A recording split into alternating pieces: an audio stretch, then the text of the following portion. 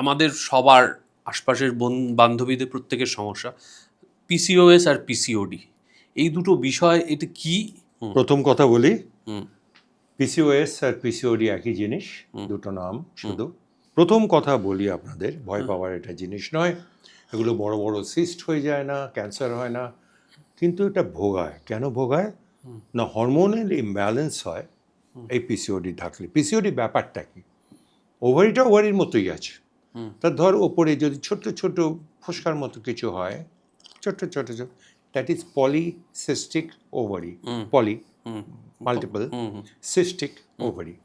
Cyst নয়, বড় একটা এরকম বেলুনের মধ্যে জল ভরা নয়, এই হচ্ছে পলিসিস্টিক ওভারি। অতএব সেটাই হচ্ছে ব্যাপার। নেক্সট হচ্ছে কি কি হয়। প্রথম কথা হচ্ছে কেন এত বেড়েছে আমি জানি না। সৌরভ, আমরা যখন স্টুডেন্ট ছিলাম তখন এটাকে বলতাম আমরা স্টাইন লেভেলথাল সিন্ড্রোম। আচ্ছা। এটা এলএস সিন্ড্রোম নাম ছিল। এবং তখন একটা দুটো পেলেই সবাইকে বলতাম এই একটা এলএস সিন্ড্রোম এসে, চল চল চল, সবাই মিলে গিয়ে দেখা কি কি হয়, হিস্ট্রি নেওয়া। তা সেই জিনিসটা আজকে যখন চেম্বারে বসি, প্রত্যেক দিন অন্তত 5-6টা মেয়ে ঢোকে এটা নিয়ে।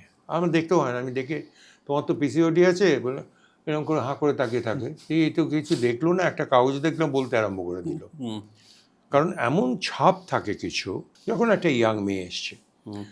দুরকম হয়, একটা হচ্ছে ওবিজ, বেশিরভাগ ক্ষেত্রে দেখা যায় ওজনটা অনেক বেশি, এবং কিছু কিছু লিন রোগা আছে কিন্তু তারও পিসিওএস আছে।